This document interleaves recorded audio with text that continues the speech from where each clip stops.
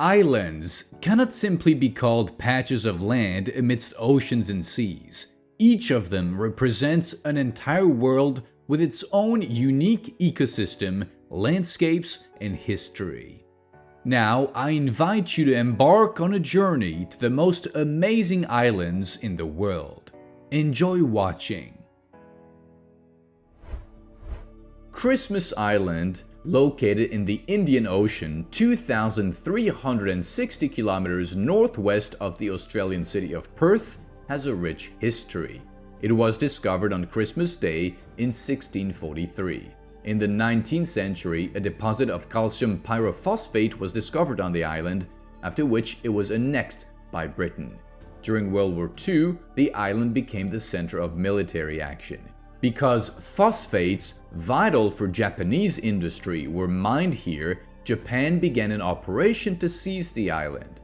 By early 1942, the island was inhabited by Chinese and Malay workers, a small group of overseers, and about 100 women and 200 children. The island was defended by a tiny garrison, only 33 soldiers from India. The garrison was commanded by British Captain Williams. Their main weapon was a single 152mm gun installed on the island in 1940. The Japanese authorities prepared very carefully for the capture of the island. They even managed to organize a mutiny among the Indian soldiers defending the territory. The Japanese promised them freedom. Believing them, the soldiers revolted and killed Captain Williams and 4 of his assistants. This worked to Japan's advantage, and at dawn on March the 31st, 1942, Japanese bombers appeared over the island. They destroyed the radio station, after which 850 Japanese infantrymen landed on the shore under the command of Rear Admiral Shoji Nishimura. Their fleet included 3 light cruisers, 8 destroyers, a tanker, and 2 transports. Although there was no resistance on the island, quite unexpectedly for the Japanese army, the American submarine Seawolf entered the scene. It attacked the Japanese cruiser Naka, causing serious damage. Although the Japanese destroyers managed to damage the American submarine, it escaped pursuit. Thus, Japan still achieved its goal. On April the 3rd, 1942, the Japanese withdrew most of the occupation forces, leaving only a small garrison of 20 men. They began extracting phosphates, which were then loaded onto transport ships. After the end of World War II, Christmas Island returned to Britain, and in 1958, it was transferred to Australian control. Fraser is the largest sand island in the world. It stretches 120 kilometers along the eastern coast of Australia in the Coral Sea. The western part is covered with mangrove forests and wetlands, while the east features a vast white sand beach. The north of the island is occupied by the untouched equatorial forest of the Great Sandy National Park, home to wild dingoes and freshwater turtles. Fraser Island's uniqueness lies in the fact that it contains more than 100 freshwater lakes fed by underground springs. The largest of these is Lake Bumanjin. The island emerged in the sea around 400,000 years ago. Thanks to winds and waves, a unique landscape with astonishing sand dunes up to 200 meters high was formed. Before European arrival, Aboriginal people lived here, calling the island Kegari, paradise. Later, the island was named after Captain Fraser, whose ship wrecked off its shores. In 1992, Fraser was included in the UNESCO World Heritage List for its natural uniqueness. Today, about 360 people live on the island, making it one of the most sparsely populated places in Australia. Miyake Island, located in the Pacific Ocean among the picturesque Japanese Izu Islands, is part of the Fuji Hakone Izu National Park. The island's nature is incredibly rich. Many species of birds and animals live here, some of which are endemic. In the center of the island rises Mount Oyama, a volcano that has erupted 15 times over the past century.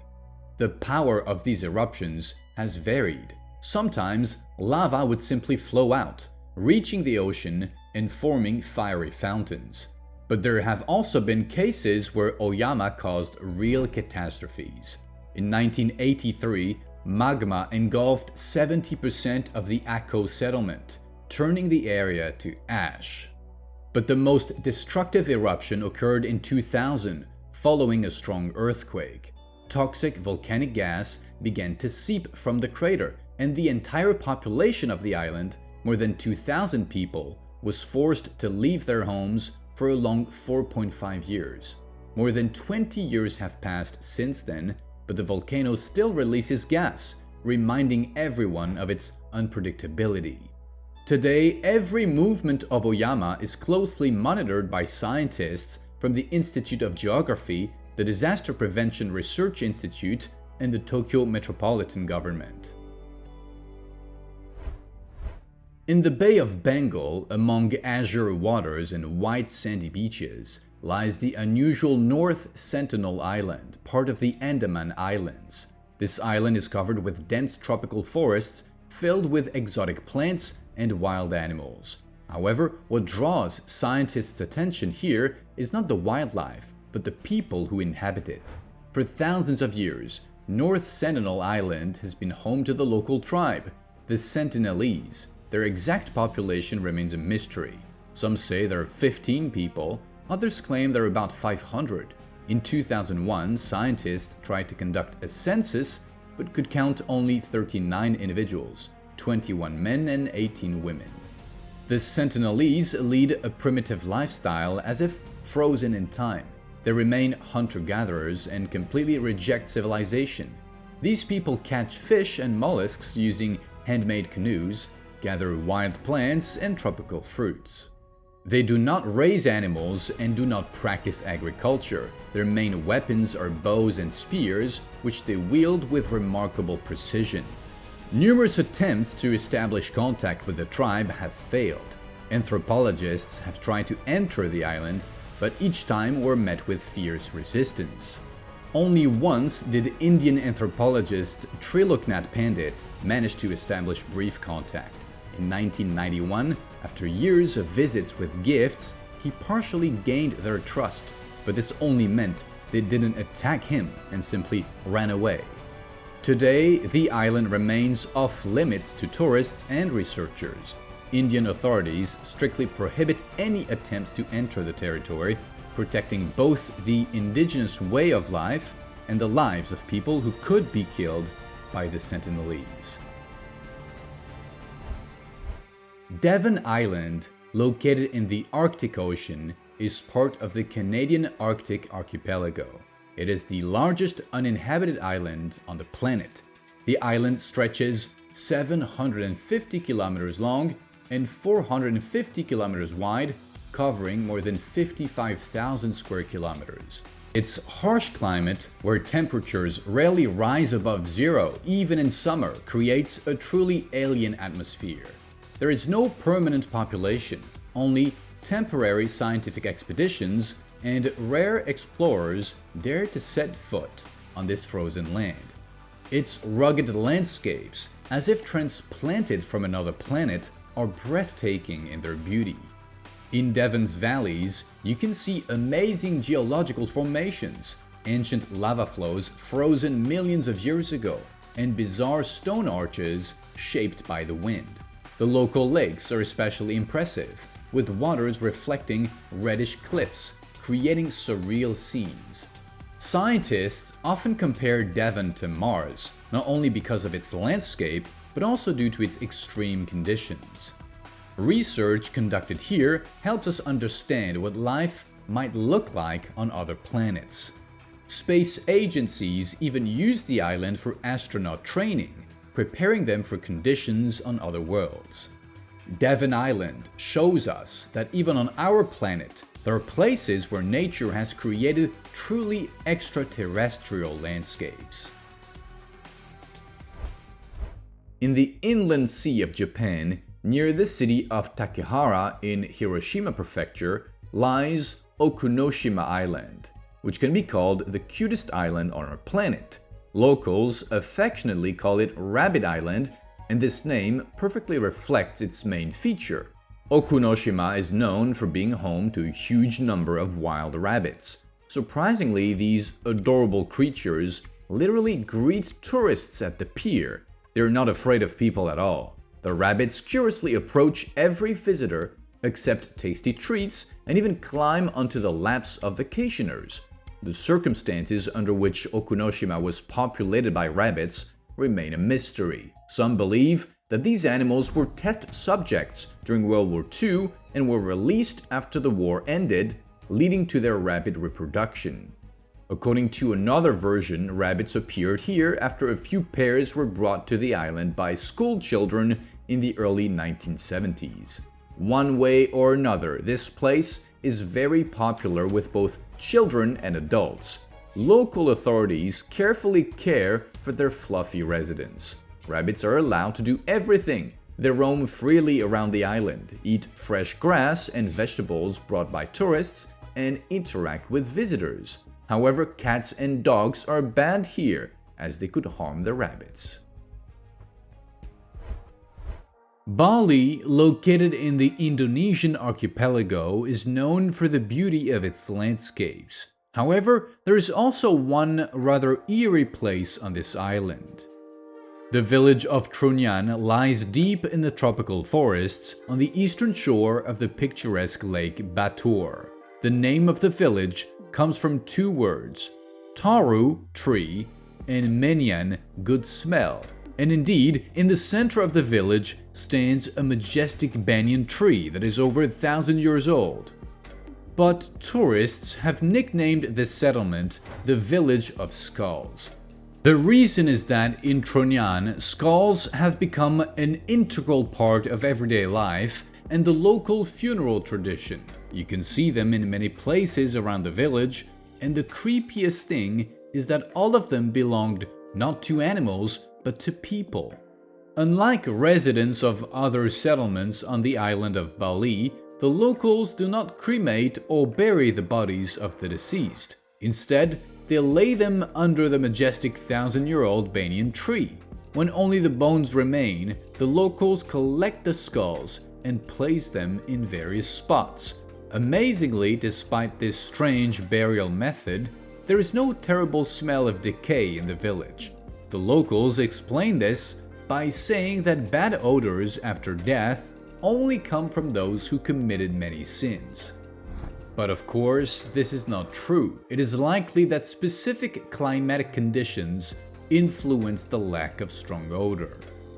And although this tradition of handling the dead may seem frightening, Trunyan attracts many tourists wishing to see the skulls. Lake Titicaca, located in the Andes on the border of Peru and Bolivia, is the largest lake in South America and the highest navigable lake in the world. Its area is about 8,500 square kilometers and its elevation above sea level is approximately 3,812 meters. Titicaca plays an important role in the ecology and economy of the region, serving as a source of freshwater, fish, and a popular tourist destination.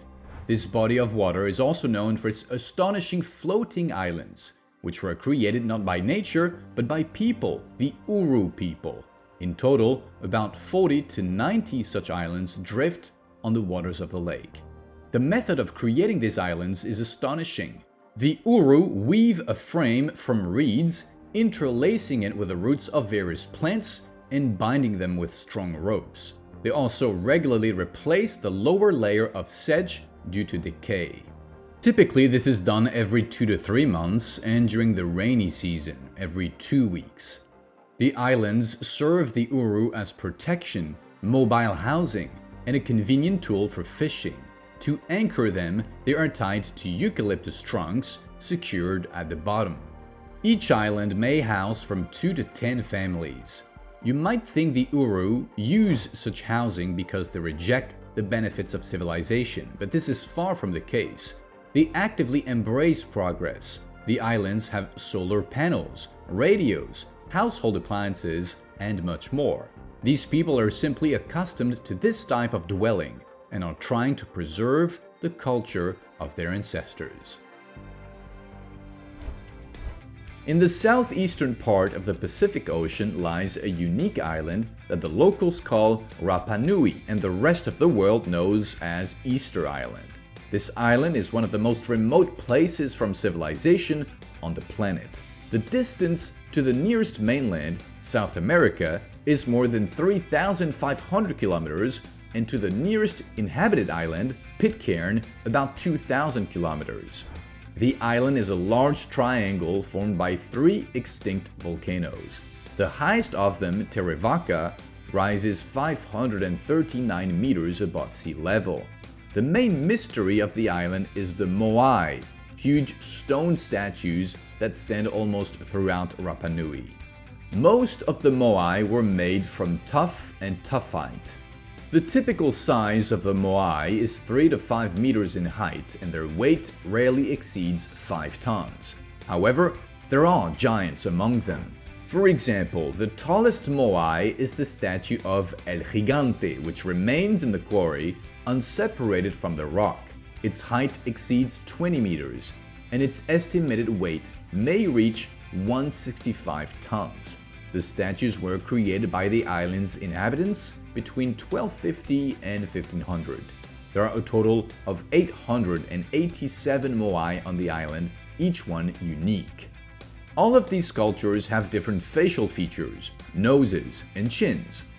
Some have special headpieces made of red stone, which, according to Rapa Nui beliefs, symbolized special power and status. It remains a mystery how the ancient islanders were able to move these huge stone figures across long distances. Easter Island is truly a unique place. Here you can see not only the famous moai, but also other ancient artifacts that testify to the rich history and culture of this amazing island. Socotra Island is located in the Indian Ocean, 380 kilometers south of the Arabian Peninsula. The nature of this place is truly unique. Despite its remoteness from the mainland, Socotra has become home to many animals and plants, some of which are endemic. Some researchers even call it the most unusual place on the planet, as the island features an astonishing combination of 3 landscapes: narrow coastal plains, a limestone plateau with karst topography, and majestic mountains. One of the most unusual representatives of Socotra's flora is the Dracaena Chinabari, also known as the dragon's blood tree. These trees are so unique that they are even depicted on one of Yemen's coins. Visually, dragon's blood trees resemble giant umbrellas rising above Socotra's arid lands. They grow to about 5 or 6 meters tall, with the crown starting at around 3 or 4 meters and the lower part of the trunk having no branches. Some of the trees feature small flowers gathered into large inflorescences. The most amazing feature of the dragon's blood trees is not just their unusual appearance, but also their sap. When the trunk is cut, a red resinous sap emerges, known as dragon's blood. That's exactly why these trees got their name. This resin was highly valued by the ancient Greeks, Romans, and Arabs. It was used for embalming, and today it is applied in treating skin and eye diseases, as a disinfectant and hemostatic agent, and also as a natural dye. The dragon's blood trees are a vivid example of how astonishing nature's creations can be. The Izu Islands, located in the Pacific Ocean, are a group of 17 islands, the largest of which is Izu Oshima. Today, ordinary people live on the islands of this archipelago, but in the past, some of them were used as places for holding prisoners. This history began during the Edo period in the 17th century. At that time, the islands of Hachijojima and Miyake were turned into places of exile for convicted criminals. Initially, political offenders were sent here, but from 1704 the list of crimes that warranted exile greatly expanded. Among the punishable acts were murder, theft, hooliganism, fraud, prison escape, and even belonging to banned religious groups. The scariest part was that none of the convicts knew the length of their sentence. Living conditions on the island were harsh. The convicts were completely isolated from the outside world, and their fate depended on the will of the authorities. It is known that some prisoners even tried to escape, but those attempts were unsuccessful. These two islands were used as places of exile for nearly 200 years.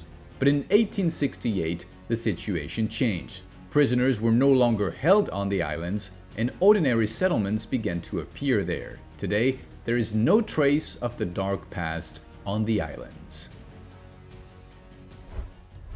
Recently, a group of researchers set off to one of the most remote islands of the eastern coast of Africa. The island was believed to be uninhabited, making it an ideal location to study the local ecosystem and rare species of flora and fauna. However, just a few hours after landing, the scientists encountered an unexpected surprise. Local Aborigines came out to meet them and firmly refused to allow strangers onto their land. When the researchers attempted to make contact, the locals began to show aggression and even tried to attack the group. They threw stones and waved homemade spears, making it clear that outsiders were not welcome.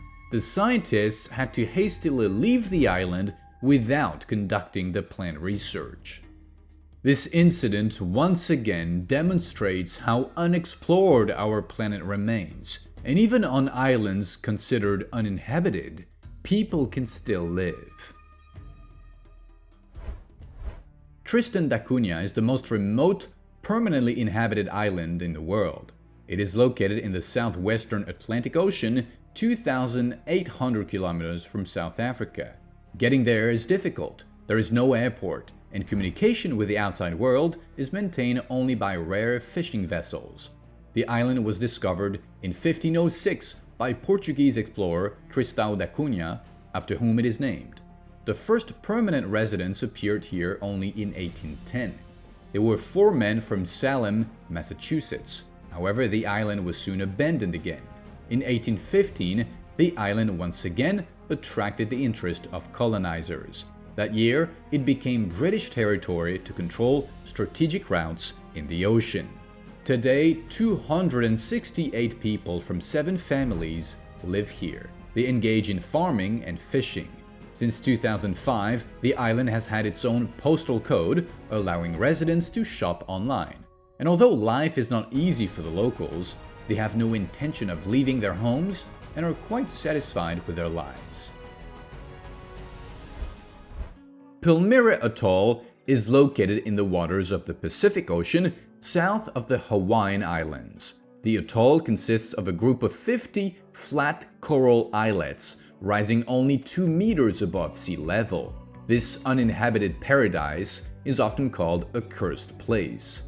The atoll was first discovered in 1798 when American Captain Edmund Fanning saw these lands from the deck of his ship Betsy. It was after this that tragedies began occurring near it. It all began on November the 7th, 1802. On that day, the ship Palmyra, commanded by Captain Saul, was wrecked near the atoll. The place was subsequently named after the sunken ship. Just 14 years later, another maritime tragedy occurred near Palmyra. In 1816, a pirate vessel crashed here while attempting to hide from pursuit in one of the many lagoons. After that, several more shipwrecks were reported near the atoll. The mysterious events continued into the 20th century.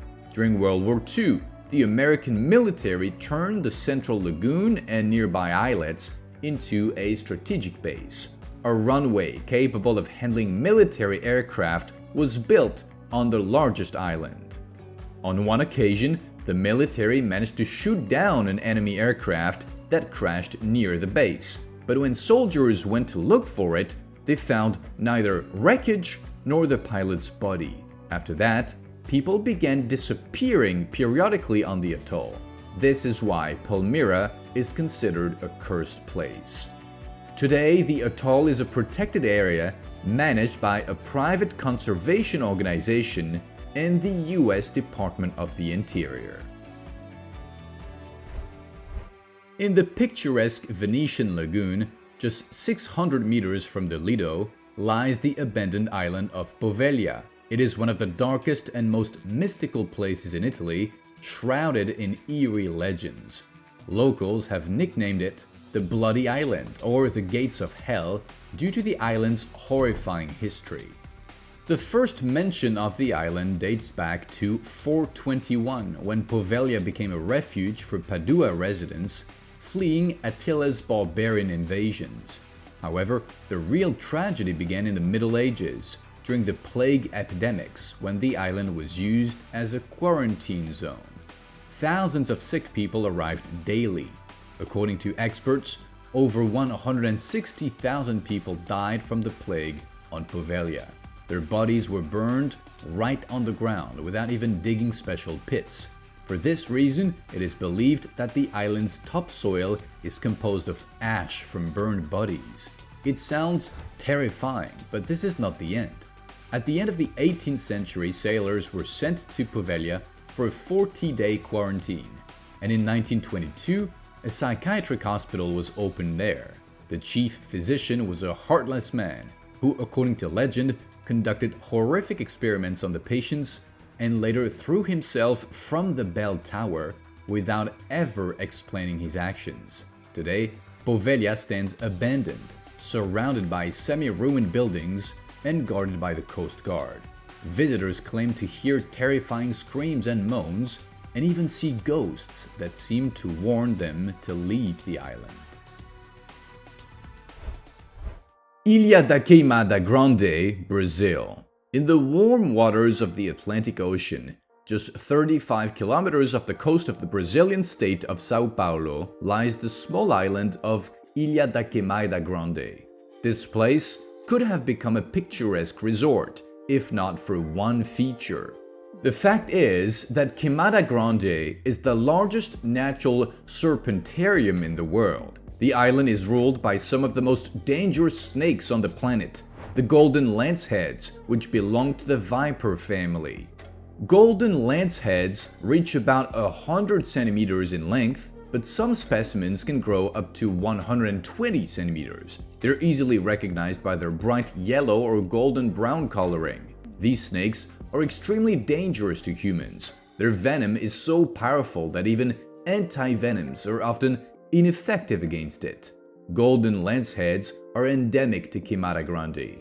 The island is literally crawling with these snakes. Over 5,000 individuals live here, even though the area of Queimada Grande is less than 0.5 square kilometers. The population of golden lanceheads continues to grow. The reason for this is the absence of natural predators. Golden lanceheads prefer to spend most of their lives in trees and low bushes, skillfully camouflaging among the foliage. Their diet consists of other snakes, lizards, frogs, and centipedes. Despite the lush vegetation and scenic landscapes, the island is completely uninhabited. Brazilian authorities have designated Queimada Grande as a nature reserve and officially prohibited its visitation. Only scientists occasionally visit the island, but even they must follow strict safety measures. Each scientific expedition is accompanied by a doctor ready to provide aid in case of a snake bite. The island of the Dolls, located just 23 kilometers from Mexico City, is one of the creepiest islands in the world. This place is known for the hundreds of mutilated dolls that silently hang from the trees, gently swaying in the wind. According to local legend, the island's story began in the early 1950s when a hermit named Julian Santana Barrera settled here. He lived a quiet life until one day he heard a child's screams coming from the canal. Rushing to the sound, he saw a little girl drowning. Julian tried to save her but was too late. In memory of the girl, he hung a doll he found in the water on a tree. A few days after the incident, the man began hearing the girl's cries again, and one day he saw her ghost. The spirit asked him to play with her and demanded new dolls each time. For decades, Julian kept finding more and more dolls, but the ghost continued to haunt him. Over time, the man began intentionally breaking and disfiguring the toys, believing it would help contain the spirit.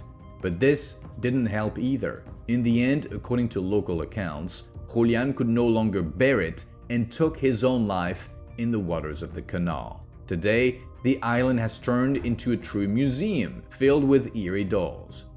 Everyone who visits the island of the dolls is struck with horror at the sight of these silent witnesses of an old tragedy hanging among the branches. People say that at night you can still hear ghostly cries and sobbing, and the dolls seem to change their positions. Bouvet Island, a dependent territory of Norway, can be called the loneliest place on our planet. It is literally lost in the vast waters of the southern Atlantic Ocean. Reaching this island is very difficult, as it is located 1,700 kilometers north of the Princess Astrid Coast in Antarctica and 2,600 kilometers southwest of the coast of South Africa. Bouvet is surpassed in remoteness only by Easter Island and the Tristan da Cunha archipelago.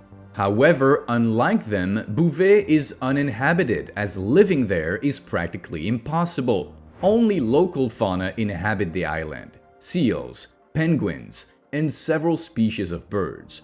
Almost 93% of the territory of this small island, which covers just 49 square kilometers, is covered with eternal ice. In the center of the island rises a majestic dormant volcano, whose crater is capped by a sheet of ice. Steep cliffs up to 490 meters high make the coastal rocks almost inaccessible. The only way to reach Bouvet Island is by helicopter from a research vessel. Only scientists on special expeditions have the opportunity to set foot on this icy land. For ordinary tourists, the path is closed. There are no regular flights, no tourist routes, and no possibility of reaching it independently. Perhaps it is this inaccessibility that makes Bouvet Island so attractive and unique. Gaiola Island consists of two small islets connected by a stone bridge in the shape of an arch. It is located on the shelf of the Gulf of Naples, near the residential neighborhood of Posillipo in the Campania region in southwestern Italy. Locals consider this place cursed and try to avoid it. The history of Gaiola Island began in the time of the Roman Empire. In ancient times, a school of poetry and magic was built in this area by the famous poet Virgil. It is believed that one of his students cast a curse on this island. However, inexplicable mystical events began to occur here only in the 19th century. First, a hermit nicknamed the Wizard mysteriously disappeared from the island where he had lived in a local cave. Then, a wealthy and successful man named Luigi de Negri lost all his money immediately after building a villa on the island in 1871. But the most chilling stories of Gaiola's property owners began in the 20th century. Swiss businessman Hans Braun was found dead in the villa and his wife drowned. Owner Maurice Sandoz committed suicide. Even Fiat owner Gianni Agnelli could not escape the curse. His son committed suicide and his nephew died of cancer. The last owner, Lloyd Centauro founder Gianpasquale Grappone, met a sad fate. He ended up in prison and his wife died in a car accident. Perhaps these are just coincidences, but tourists visiting the island often report an unexplainable sense of anxiety and unease that overwhelms them when approaching this mysterious place. The Philippines consists of 7,641 islands. Perhaps the most unusual among them was Vulcan Point Island. Its uniqueness lay in its geographical structure, which resembled a kind of puzzle. Vulcan Point was an island in a lake, which itself was on another island, which in turn was also located in a lake on a larger island. So, in the very center of the largest island of the Filipino archipelago, Luzon, there is a lake filling the volcanic caldera of Taal. In the middle of this lake rises an island bearing the same name, which is the remnant of a volcano's crater. Inside it lies a depression that, having filled with water, turned into a lake. In this crater lake, a tiny island formed called Vulcan Point. Sounds confusing, doesn't it? But this is exactly what made this unique island so special. The island's landscape amazed with its variety. The volcanic rock that formed it created a special texture on the surface, and the lush vegetation covering its slopes added a picturesque contrast to the still waters. Vulcan Point was a popular attraction for tourists and a favorite spot for fishermen from Luzon Island. However, in 2020, the Taal volcano erupted again, and as a result of its magmatic activity, the crater lake literally boiled away. Thus, Vulcan Point ceased to exist as an island. But once the volcano calms down, the crater will once again fill with water, and Vulcan Point will once again become an island. In the northern part of Boston Harbor lies Deer Island. This place was once truly an island, covering just 0.75 square kilometers, separated from the mainland by the Shirley Gut Channel. But in 1938, a powerful hurricane changed the landscape and the island became connected to the mainland, turning into a peninsula. Deer Island's history contains many tragic events. From 1675 to 1676, about 1,000 Christianized Native Americans lived here, forcibly relocated during King Philip's War. These people had to endure a harsh winter far from their homeland. In the mid-19th century, the island became a refuge for Irish immigrants fleeing the devastating famine. They came in search of safety from poverty and hunger, but found none. From 1896 to 1991, a prison operated on Deer Island. Within its walls, grim and inhumane experiments were conducted. Inmates were used to test new treatments for the Spanish flu. Today, the peninsula hosts a wastewater treatment plant, which occupies 2/3 of the land, and a scenic park.